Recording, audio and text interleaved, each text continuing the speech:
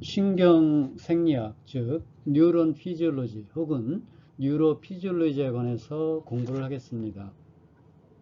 앞 시간에 그 신경계라는 것은 어떠한 그러한 그 오간 시스템, 그 기관계냐면 우리 생체에서 많은 그런 그 생체의 생명 유지를 위해서 조절하는 그러한 그 시스템이 있는데 순환기, 호흡기, 근육계 혹은 뭐 신장계 등 이러한 많은 시스템이 있는데 이러한 시스템에 있어서 가장 그 상위 조절 기관으로서 우리가 신경계와 내분비계를 우리가 들을 수 있습니다. 그 중에 가장 최고의 그러한 그 상위 기관이 신경계죠.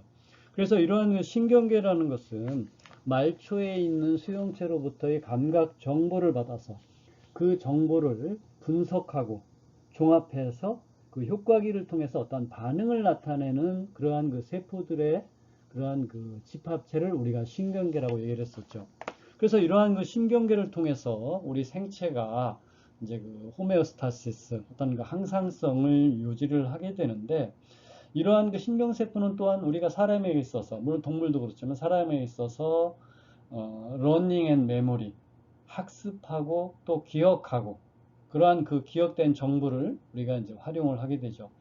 그래서 이렇게 학습하고 기억하고 아니면 여러 가지 정보를 받아서 그걸 분석할 수 있는 것의 어떠한 그런 그 분자 생물학적인 메커니즘은 바로 이 전기생리학이에요. 즉 막전압, 그리고 이러한 그 막전압에 의한 그러한 그 활동 전압이죠.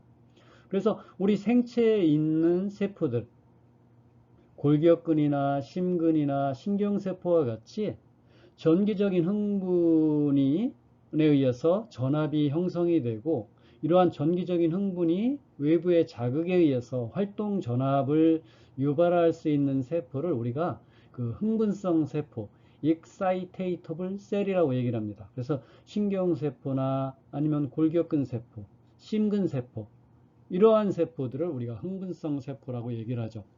그래서 이렇게 그 흥분성 세포에 의해서 막전압이 형성이 되고, 그래서 막전압이 외부의 자극이나 아니면 스스로 그 활동 전압을 유발시키고 있는데, 이러한 그 멤브레인 포텐셜이 어떻게 생성이 되는지 여러분 한번 같이 공부를 해보겠습니다.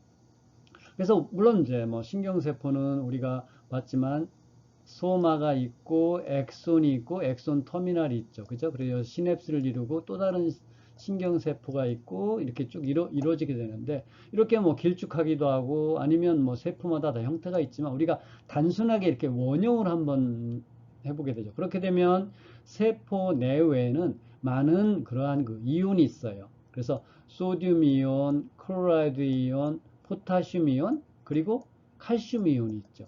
그래서 이러한 그 각각의 이온들은 세포막 내외에 조성이 달라요. 농도가 다르죠. 가령 예를 들어서 소듐 이온 같은 경우는 세포 바깥이 보통 150mm몰, 그리고 세포 안에는 소듐 이온이 15mm몰, 한 10배 정도 바깥이 높죠.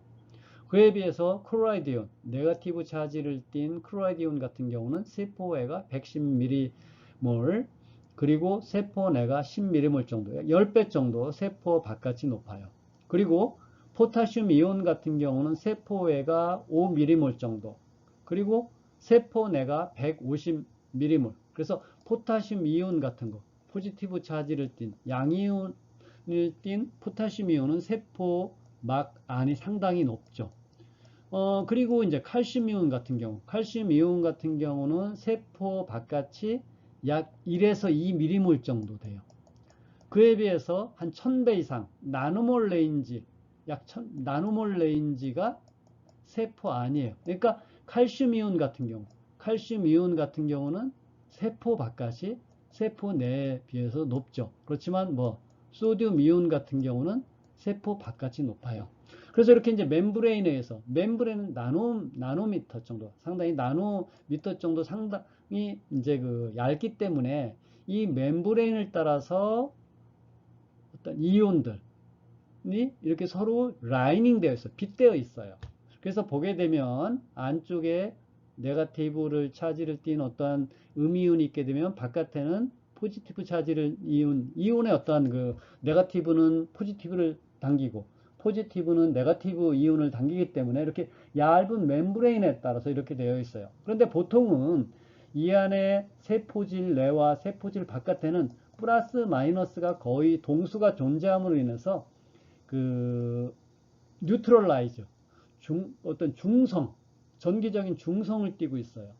근데 이런 흥분성 세포막은 어떠한 그러한 그 채널이 존재하냐면 보통 뭐 포타슘 채널 아니면 소듐 채널, 칼슘 채널, 클로리드 채널이 있는데 그 인액티브 상태, 외부에서 자극이 이루어지지 않는 그러한 레스팅, 쉬고 있는 상태의 채널은 소듐이나 칼슘이나 클로라이드 이온 채널은 닫혀 있는데 뭐가 열려져 있냐면 요 포타슘 채널이 약간 열려져 있어요. 그렇게 되면 포지티브 차지를 띤 양이온이 세포 바깥으로 리킹 삐져나가는 거예요. 그렇게 되면 여기에 원래는 요 멤브레인을 따라서 이 멤브레인을 따라서 플러스 마이너스 플러스 마이너스 이렇게 되어 있고 여기가 이제 세포 바깥이 여기 포지티브 차지일 테니까 여기는 네거티브를 차진 놈 여기 마이너스니까 밖에는 플러스 그리고 여기에 포타슘과 같은 양이온이 있기 때문에 밖에 네거티브 이렇게 되어 있는데 포타슘 채널이 열려 있기 때문에 요 플러스가 밖으로 삐져나가게 돼요. 그렇게 되면 여기에 뭐가 생기겠어요? 다른 어떠한 그 네거티브 차지를 음이온이 여기 와서 이제 있겠죠. 왜냐면 계속 요 멤브레인에 근접한 포타슘이 밖으로 나가게 되니까 여기 나와 있는 것처럼 다 네거티브 차지를 음이온이 되어 있어요. 그리고 바깥에는 전기적인 성질에 의해서 네거티브 차지를 띤 놈이 안에 있으면 바깥에 포지티브 차지를 띤 놈이 있죠. 그래서 이게 이제 레스팅 상태예요. 그런데 우리가 어떤 볼테지 미터, 볼트미터, 어떤 전압계를 가지고 이 일렉트로드, 아주 날카로운 일렉트로드, 전극을 멤브레인을 펑쳐 뚫고 그 근처에서 전압을 측정을 해보게 되면 원래는 요게 측정하기 전에는 플러스 마이너스에서 전압이 제로였다가 순간적으로 밖으로 다 빠져나가고 안쪽에 네거티브 차지를 띠는 음이온들이 멤브레인을 따라 안쪽에 세포질 안쪽에 라이닝 되어 있기 때문에 순간적으로 마이너스 70mV라는 그러한 그 음이온 값을 나타내게 돼요. 그래서 그 음이온 값을 우리가 그 멤브레인 포텐셜의 레스팅 멤브레인 포텐셜이라고 얘기를 해요. 그래서 이렇게 어떤 안정 상태, 외부에서 자극을 주지 않았을 때 포타슘 채널이 열려 있고 다른 채널은 다 닫혀 있고 포타슘 채널이 열려 있음으로 인해서 안에 음이온 값을 나타내는 그러한 값을 우리가 안정막 전압이라고 우리가 얘기를 하는 겁니다. 그래서 보게 되면 그 레스팅 멤브레인 포텐셜 안정막 전압이라는 것은 세포막 내외의 전하의 분리에 생성된 전압이에요. 그래서 이러한 것들은 흥분성 세포, 신경세포나 심근세포 아니면 그 신경의 비신경세포인 신경계 비신경세포인 글리알셀에서 이렇게 흥분성 세포막을 가지고 있기 때문에 세포막의 어떠한 그 채널의 성질에 따라서 마이너스 40mV를 이루기도 하고 마이너스 90mV를 이루기도 하게 되는 거예요. 그래서 이렇게 not activated 활성화되어 있지 않은 즉 외부에서 자극이 주어지지 않은 상태 and resting 상태를 우리가 resting membrane potential에 우리 얘기를 하게 되는 겁니다. 그래서 다시 우리가 복습을 해보게 되면 이러한 세포들, 이 세포는 신경세포 혹은 심근이나 골격근 세포 혹은 글리알셀, 비신경세포죠. 그래서 안쪽에 이렇게 네거티브 차지를 띤 음이온들이 멤브레인의 안쪽에 라이닝 되어져 있어서 이 일렉트로드, 전극으로 이 전압을 측정했을 때 그래서 보게 되면 이게 이제 세포막 아니고 세포막 바깥이라 그러면 요 큰 놈들이 뭐예요? 농도가 포타슘 이온 같은 경우는 세포막 안이 높고 클로라이드 이온 같은 경우는 세포막 바깥, 아웃사이드 셀, 익스트라 셀룰라 플루이드 쪽에 클로라이드 이온은 높죠. 그에 비해서 소듐 이온은 한 10배 정도 세포막 바깥에 아웃사이드가 높고 세포막 안이 낮아요. 그리고 칼슘 이온 같은 경우는 마찬가지로 세포막 바깥이 높고 세포막 안에가 낮죠. 그렇지만 안정막 상태에서는 뭐가 이 클로라이드나 소듐이나 칼슘 채널은 닫혀 있어요. 클로징 되어 있고 단지 뭐가 포타슘 채널만 약간 열려 있어서 포지티브 차지를 띤 그 포타슘 이온이 바깥에 나옴으로 인해서 안쪽에 이렇게 네거티브 차지를 띤 음이온들이 멤브레인을 따라서 라이닝 되어 있어요.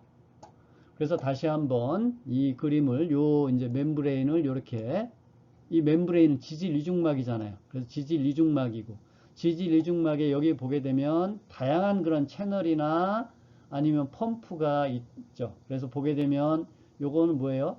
포타슘 채널이에요. 포타슘 채널. 그리고 포타슘 이온이 멤브레인을 따라서 이동할 수 있는 거죠. 그리고 요것은 뭐예요? 소듐 채널. 그리고 여기에는 뭐 칼슘 채널도 있죠. 칼슘 채널도 있겠죠. 그죠? 그리고 요것은 이제 소듐, 포타슘, ATPase 펌프예요. 그래서 여러분 우리가 지난 학기에 배웠지만은 채널은 어떻게 이동을 해요? 에너지 소비 없이 농도 그레디언트하게 높은 농도에서 낮은 농도로 이동을 하게 되죠. 그러면 요 안이 세포막 아니고 세포막 바깥이기 때문에 만약에 채널이 열려 있다면 포타슘 이온이 안에서 밖으로 나가게 되죠. 그리고 소듐 채널 같은 경우는 세포막 바깥이 높고 안이 낮기 때문에 이제 안으로 들어올 수 있게 만약에 채널이 열리면 그리고 칼슘 채널 같은 경우도 밖에서 안으로 되겠죠.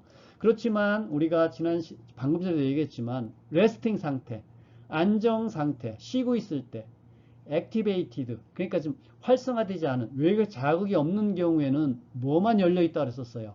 이런 포타슘 채널이나 칼슘 채널이나 클로라이드 채널은 닫혀 있고 뭐가 이 클로라이드 채널만 약간 열려 있다고 얘기를 했었죠. 그래서 여러분 여기서 왜 그러면은 포타슘 채널만 약간 열려 있느냐 다른 채널은 왜 닫혀 있느냐 여러분이 질문할 수 있지만 그거의 답은 그것은 우리의 소관이 아니에요.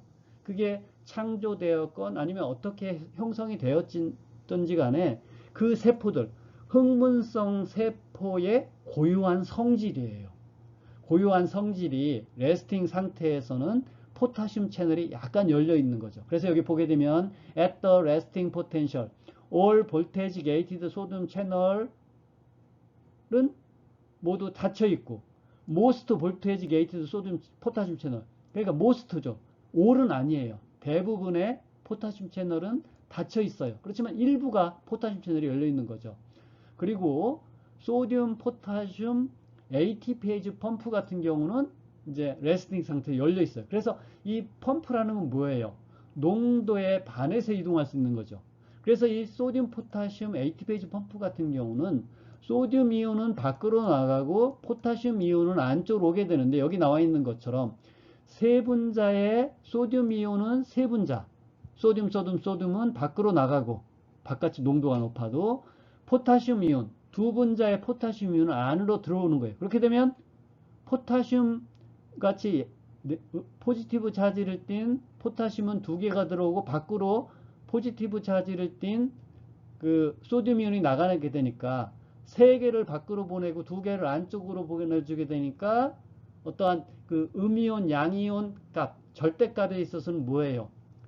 양이온이 더 많이 바깥으로 나가게 되죠. 그러니까 안쪽이 계속 네거티브 차지를 띠게 되는 거예요. 그래서 보게 되면 레스팅 멤브레인 포텐셜을 유도하는 세 가지의 주요한 팩터는 무엇이 이러한 흥분성 세포에 있어서 40mV나 혹은 90mV 즉 세포막의 성질에 따라서 40mV에서 60mV의 안정막 전압을 가지게 하는 그러한 그 세 가지 팩터가 있는데 첫 번째는 소듐, 포타슘, ATPase 펌프예요.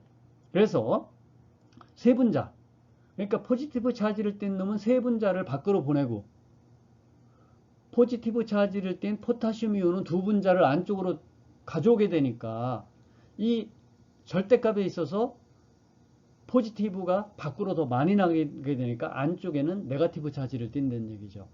그리고 두 번째는 이 멤브레인, 흥분성 세포에 있어서 멤브레인의 디퓨전, 그 투과되어지는 이온에 대한 어떠한 투과성의 차이예요. 그래서 아까도 얘기했지만 레스팅 멤브레인, 즉 그것이 신경세포가 됐건 아니면 심근이나 골격근이 됐건 아니면 비신경세포인 글리알셀이 되었던지 간에 세포막에는 포타슘 채널, 소듐 채널, 칼슘 채널, 클로라이드 채널이 있지만 그 중에 뭐만 레스팅 상태에서는 소듐이나 이러한 이온에 비해서 포타슘 이온에 대한 퍼미어빌리티, 즉 이 채널을 통해서 밖으로 나가는 이 퍼미어빌리티가 이온 간의 차이가 있어요. 어디에서 가장 어느 이온이 퍼미어빌리티가 높아요? 포타슘 이온이죠. 그래서 일반적으로 안정막 상태에서는 소듐 이온에 대해서는 거의 almost completely impermeable이에요. 투과성이 없어요. 그에 비해서 포타슘 이온은 투과성이 있게 되는 거죠. 그리고 세 번째는 이 안정막 상태에 네거티브 차지를 띤 마이너스 40에서 마이너스 90mV의 음이온 값을 갖는 이유는 이 세포막 안에 네거티브 차지를 띤 어나이온, 그 음이온, 단백질이 존재하고 있는데 특히 신경세포나 이런 흥분성 세포에는 합성된 음이온 대분자 물질이 세포막을 통과할 수 없기 때문에 세포 내 안에 축적되었어요. 그럼으로 인해서 네거티브 차지를 띤 음이온이 많이 축적됨으로 인해서 이 안정막 전압 마이너스 40에서 마이너스 90mV 정도의 어떤 안정막 전압을 가지고 있어요. 여기 나오는 것처럼 마이너스 70m로. 근데 만약에 외부에서 어떤 자극이 있게 되면 이러한 그 멤브레인에 따라서 폴라라이즈드 분극화된 이온이 안쪽으로 포지티브 차지를 띤 소듐 이온이 들어옴으로 인해서 폴라라이즈 된 것이 디폴라라이즈드 탈분극이 일어나게 되죠. 그래서 탈분극이 일어나면서 이제 액션 포텐셜 어떠한 그 역지값에 도달하게 되면 이 활동 전압이 형성되게 되어지는데 그래서 외부에서 어떤 자극이 있게 되면 순간적으로 외부에서 어떤 자극이 있게 되면 포타슘 채널은 거의 닫혀 있고 그리고 뭐가 소듐 채널이 열리면서 포지티브 차지를 띤 소듐 이온이 세포막 안으로 들어오게 돼요. 그러면 이 포지티브 차지를 띄었기 때문에 마이너스 70에서 마이너스 50, 마이너스 60, 마이너스 55 그래서 이게 마이너스에서 거의 0mV 그래서 약 절대값 70mV의 절대값의 증가가 있음으로 인해서 액션 포텐셜이 생기게 되는 거예요. 그래서 이렇게 레스팅, 안정막 전압에서 활동 전압, 액션 포텐셜이 형성되는 것은 뭐에 의해서예요? 즉 이러한 포타슘 채널이나 소듐 채널의 어떤 투과성의 변화에 의해서 활동 전압이 형성되는 것입니다. 이 안정막 상태에서 즉 세포막을 따라서 그 세포막 안쪽에 네거티브 차지를 띤 음이온이 멤브레인을 따라서 라이닝 되어져 있고 그리고 세포막 바깥의 전기적인 성질에 의해서 포지티브 차지를 띤 양이온이 세포막 바깥에 이렇게 라이닝 되어져 있습니다. 그래서 이렇게 세포막 안에 네거티브 차지를 띤 음이온과 세포막 바깥에 양이온이 이렇게 라이닝 되어져 있는 것을 우리가 폴라라이즈드 분극화 되었다고 얘기를 하죠. 그래서 보통 이제 그 과분극화 하이퍼 폴라라이즈 됐다고 얘기를 합니다. 그런데 이때 외부에서 어떤 자극에 의해서 어떤 막의 투과도에 변화가 있게 되는데 이제 그 활동 전압이라는 것은 외부의 자극에 의해서 실무율 all or none row에 따라서 빠르고 일시적인 막의 탈분극을 우리가 안정막 전압이라고 얘기를 합니다. 그래서 이러한 그 액션 포텐셜, 안정막 전압과 활동 전압은 우리가 이전에 배웠던 심근세포나 아니면 오늘 배우는 이런 신경세포와 거의 그 메커니즘은 비슷한데 단지 무엇이 다르냐면은 그 액션 포텐셜의 지속 기간이 신경세포에서는 1에서 2ms 정도에 지나지 않아요. 그렇지만 심근세포에서는 이것보다 거의 100배 이상, 그래서 200ms, 200에서 300ms였죠. 그래서 이러한 흥분성 세포에 있어서 액션 포텐셜의 형태나 지속 기간이 다른 것은 그 세포막에 존재하는 포타슘 이온, 소듐 이온, 칼슘 이온의 어떤 성질이 다른 거죠. 물론 기본적으로 안정 상태에서 포타슘 채널에 대한 투과도가 상대적으로 소듐이나 클로라이드, 칼슘 채널에 비해서 큰 것은 그런 일반적인 일반론은 맞지만 각각의 채널의 어떤 특성은 다른 거예요. 그러므로 인해서 활동 전압의 지속 기간이 신경세포에서는 1에서 2ms에 지나지 않고 형태도 이렇게 날카로운 뾰족한 형태를 띠고 있죠. 그에 비해서 그 심근세포에서는 어떤 종탄 모양 약 200ms였죠. 그래서 보게 되면 그 이렇게 액션 포텐셜이 생기게 되는데 이러한 그 이온의 멤브레인 퍼미어빌리티 투과도를 보게 되면 안정 상태에서는 포타슘에 대한 퍼미어빌리티, 포타슘에 대한 투과도와 소듐에 대한 투과도, 클로라이드온에 대한 투과도를 우리가 값을 포타슘에 대한 투과도를 1로 우리가 상대적으로 놓으면 1대 0.04 대 0.45예요. 그렇지만 외부의 자극에 의해서 레스팅 상태가 아니라 흥분성 상태, 어떠한 그 액티베이티드 상태가 되게 되면 포타슘 채널에 대한 투과도가 1이라고 얘기했었을 때 소듐 채널에 대한 투과도는 20으로 증가돼요. 그래서 아까 보게 되면 레스팅 상태에서 0.04, 1대 0.04에 지나지 않은 것이 활성 상태가 되면 1대 20. 그래서 0.04에서 20이 되니까 거의 500배 이상 소듐에 대한 그런 소듐 채널의 그 퍼미어빌리티가 증가하는. 그래서 보게 되면 여기 나와 있는 것처럼 처음에 포타슘 채널에 대한 투과도는 낮았다가 서서히 외부의 자극에 의해서 소듐에 대한 그 퍼미어빌리티가 증가하게 되죠. 그리고 나서 급속하게 포타슘에 대한 투과도가 감소하면서 상대적으로 포타슘 이온에 대한 투과도는 다시 또 증가하는 것을 알 수 있어요. 그럼으로 인해서 액션 포텐셜이 이렇게 나오게 되는 거죠. 그래서 액션 포텐셜, 활동 전압과 활동 전압에 대한 소듐과 포타슘에 대한 그러한 그 작용을 보게 되면 레스팅 상태, 안정막 상태에서는 포타슘에 대한 퍼미어빌리티가 가장 그 현저해요. 프리도미넌트하게 포타슘 이온에 대한 그러한 그 투과도가 증가하게 되는데 만약에 이러한 탈분극, 분극화되어진 것이 밖에 있는 소듐 이온, 그 양이온을 띠고 있는 소듐 채널을 통해서 소듐 이온을 안으로 들어오게 되면 폴라라이즈 된 상태로부터 디폴라라이즈 된 상태로 바뀌게 되는 거예요. 그러므로 인해서 디폴라라이즈 된 상태가 되는데 그때 가장 중요한 역할을 하는 것은 뭐냐면 소듐 이온에 대한 투과도가 약 500배 이상. 그래서 이 소듐 채널을 우리가 볼테지 게이티드 소듐 채널, 볼테지 의존성 소듐 채널이라고 얘기를 합니다. 그리고 나서 이렇게 액션 포텐셜이 생기고 나서 다시 또 안정막 전압 상태로 리터닝 돌아오게 되는데 그때 보게 되면 여기 나와 있는 것처럼 활성화된 소듐 채널은 다시 인액티베이션 되죠.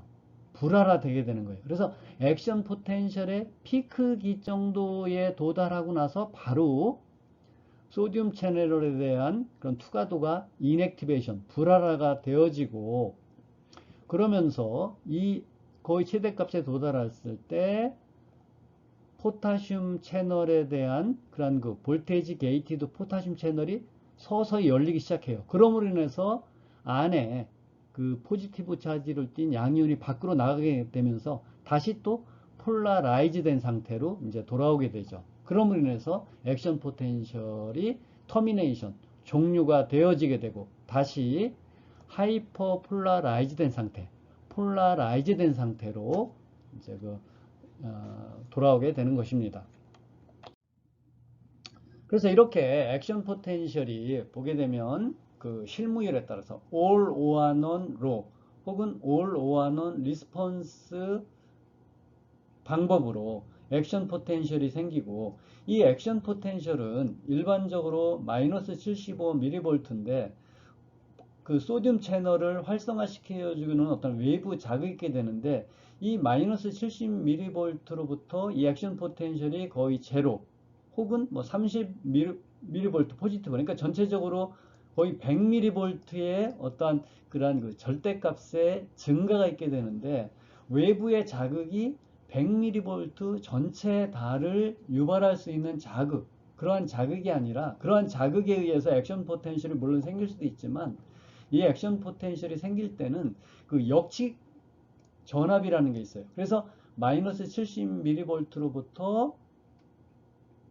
55mV, 약 절대값의 15mV 정도의 증가가 있게 되면 이 역칙값에 도달함으로 인해서 이 세포에 있어서 고유의 액션 포텐셜이 발생하게 되는 거예요. 그래서 외부의 자극에 의해서 소듐 채널이 열림으로 인해서 소듐 이온이 세포 안으로, 신경세포 안에 들어와서 마이너스 70mV로부터 마이너스 55mV에 이를 때까지만 자극이 이루어지게 되면 그 세포에서는 액션 포텐셜이 생기게 되는 거예요. 그래서 그러한 전압을 우리가 스레스홀드 포텐셜 혹은 역치 전압이라고 얘기하고, 일반적으로 역치 전압은 약 15mV 정도가 되게 되는 거예요. 그래서 마이너스 70mV에서 마이너스 55mV 즉 절대값 15mV의 전압을 우리가 역치 전압이라고 얘기하고,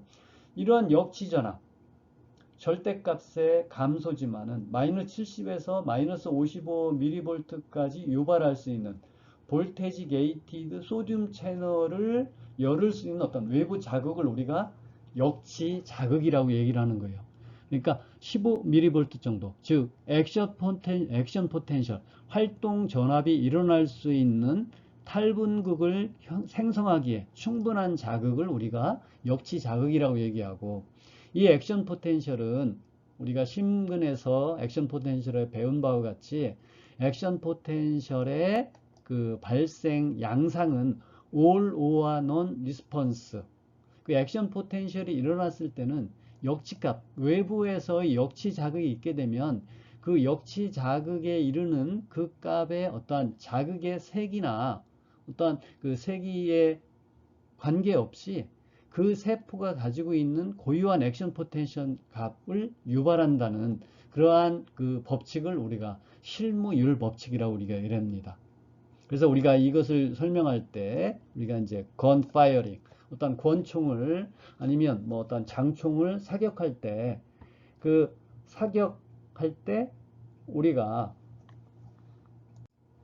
방아쇠를 당길 때, 우리가 사격할 때 방아쇠를 당길 때 방아쇠를 당기는 어떠한 일정한 그 힘, 거기까지만 도달하면 그 총의 유효 사거리는 아무리 방아쇠를 세게 당기나 아니면 약하게 당기나 그 당기는 선만 도착하게 되면 그 총은 그 유효 사거리만큼, 즉 이 신경세포의 어떤 액션 포텐셜, 고유한 액션 포텐셜 값만큼 액션 포텐셜이 일어난다는 것을 우리가 실무율 법칙이라고 우리가 얘기를 합니다.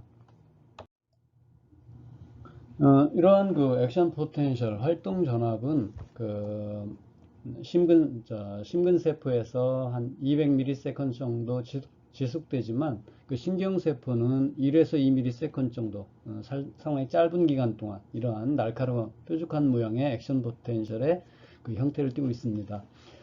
이렇게 액션 포텐셜이 일어나게 되면 그 리프랙터리 피어리어드, 불응기라고 얘기를 해서 그 외부의 자극에 대해서 그 제1의 자극 후에 두 번째의 자극에 대해서 액션 포텐셜이 생성되지 않는 그러한 그 현상을 우리가 불응기라고 얘기를 합니다. 그래서 이러한 그 불응기 같은 경우에는 어떤 심장의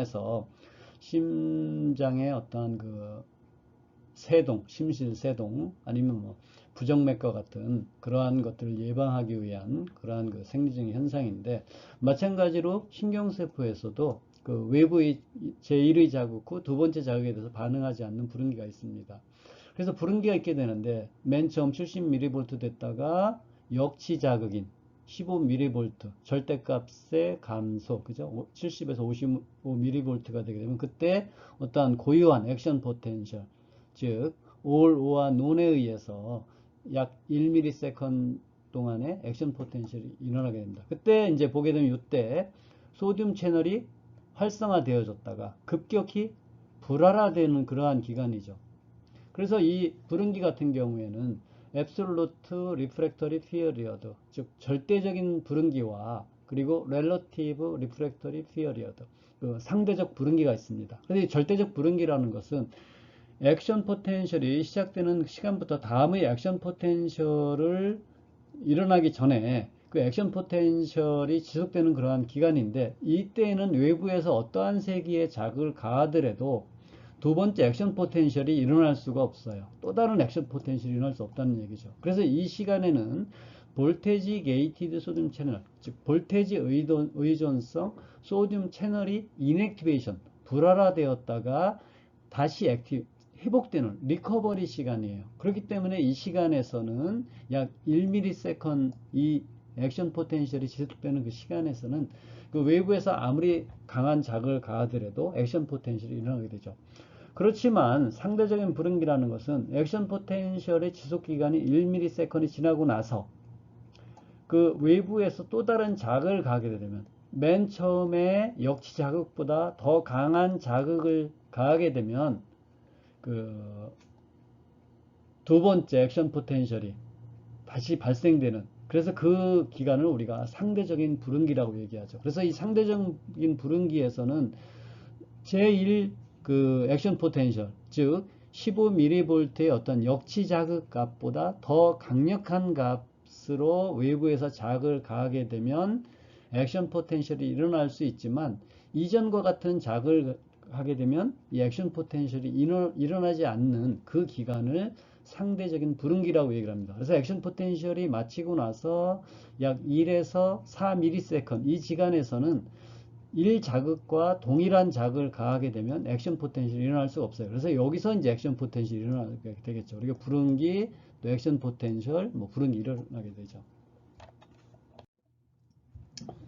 그래서 이렇게 일어나는 액션 포텐셜은 그 신경세포, 셀 바디가 있고 엑손 힐락으로부터 엑손이 분지돼서 나오고, 그리고 끝에 엑손 터미널이 이렇게 있어요. 그리고 나서 여기에서 시냅스를 이루고 또 다른 신경세포가 이렇게 되어 있죠. 그래서 이게 이제 엑손이에요.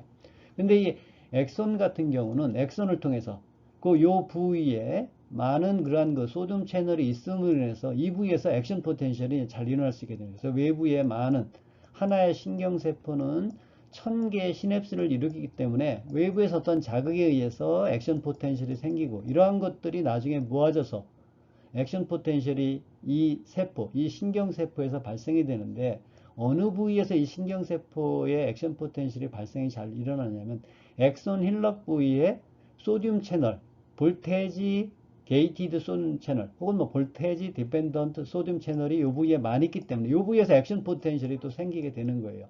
그리고 나서 엑손을 따라서 이제 그 액션 포텐셜이 이제 그 프로포게이션, 그 전도가 이루어지게 되죠. 그래서 엑손 터미널에 가서 엑손 터미널에서 액션 포텐셜에 의해서 많은 뉴로 트랜스미터가 시냅스를 통해서 이제 방출이 이루어지게 되죠. 그러면 요 두 번째 그 시냅스 후 세포에 있는 리셉터에 요 뉴로 트랜스미터와 결합을 해서 또 전기적인 흥분이 이 A 세포로부터 B 세포로 이제 전달이 되어지죠.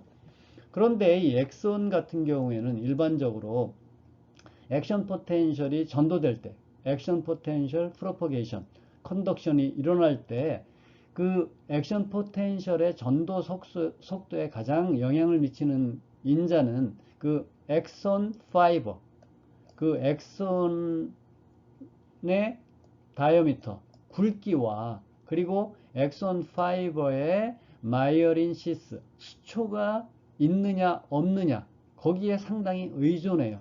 그래서 이 액션 포텐셜의 전도 속도는 그 엑손의 직경과 그리고 유수섬유, 그 수초가 있느냐 없느냐가 이 액션 포텐셜의 전도 속도에 영향을 미치는 가장 큰 팩터가 되는 겁니다.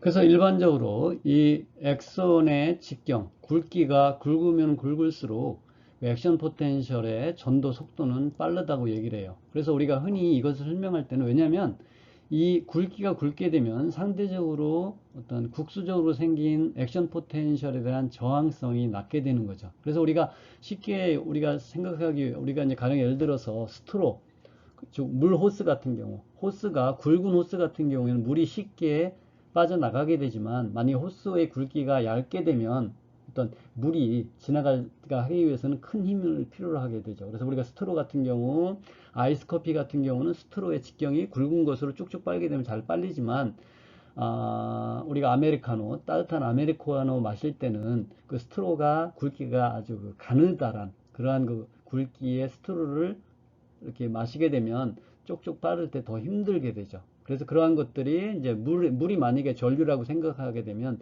전류가 굵기가 굵게 되면 저항이 작아지고, 굵기가, 그 스트로의 굵기가 가느다라면 가느다랄수록 그 커피에 대한 저항이 크듯이 전류도 마찬가지로 이렇게 그 엑손을 따라갈 때 엑손의 굵기가 굵으면 저항이 낮아짐으로 인해서 액션 포텐셜의 전도 속도가 빠르게 되는 거죠. 그에 비해서 가느다란 경우에는 그 전도 속도가 느리다고 그래요.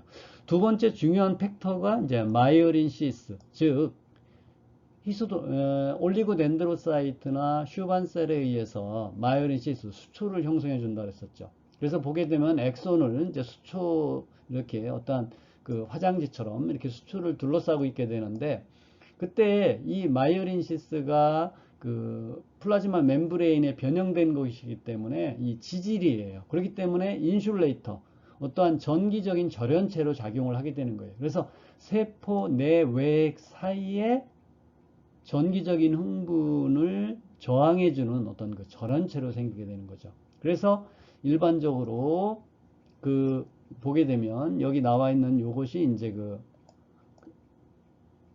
수초예요. 그래서 이 수초가 있는 부위에는 볼테지 게이티드 소듐 채널, 볼테지 의존성 소듐 채널이 거의 거의 없다고 그래요. 그리고 이 부위로부터는 어떤 전기적인 그러한 그 흥분의 리키지, 어떤 그런 그 유출이 거의 없어요.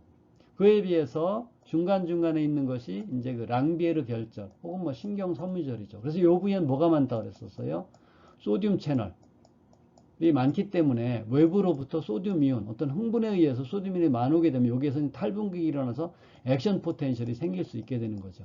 그래서 이 중간 부위는 액션 포텐셜이 생기지 않고, 또 그 다음 첫 번째 신경섬유절, 두 번째 신경섬유절에서 액션 포텐셜이 생기게 되는 거예요. 그래서 이렇게 그 액션 포텐셜이 보게 되면 여기 무수섬유에서는 중간에 가다가 자꾸 밖으로 빠져나가게 되죠. 할 일이 많은 거예요. 가다가 쭉 가야 되는데 옆으로 빠지고 들어오고 하게 되니까 느리게 되는 거예요. 그에 비해서 유수섬유, 그 신경섬유 수초가 있는 경우에는 액션 포텐셜이 생기고 중간에 딴짓을 못하죠. 그리고 나서 어디까지 가요? 첫 번째 랑비에르 결절까지 가서 여기서 또 액션 포텐셜이 생기죠. 액션 포텐셜 여기서 생기고 여기서 생기고 여기서 생기고 여기서 껑충 뛰는 거예요. 그렇지만 요거는 종종거로 막 뛰기 때문에 상대적으로 액션 포텐셜의 전도 속도가 느리죠. 그래서 수초가 없는 unmyelinated fiber, 무수섬유 같은 경우에는 신경 전도 속도가 0.5m/s이에요. 1초 동안에 0.5m 정도밖에 못 가요. 그에 비해서 유수섬유, 일단 직경이 굵은 대형의 유수섬유 같은 경우는 100ms, 1초에 100m, 100m 정도 가는 거예요. 거의 뭐 한 200배 이상 더 빠르게 되죠. 그래서 이렇게 액션 포텐셜이 엑손을 따라서 이동을 할 때 그 엑손의 굵기나 그리고 수초의 유무가 이런 액션 포텐셜의 전도 속도에 가장 큰 영향을 미치게 됩니다.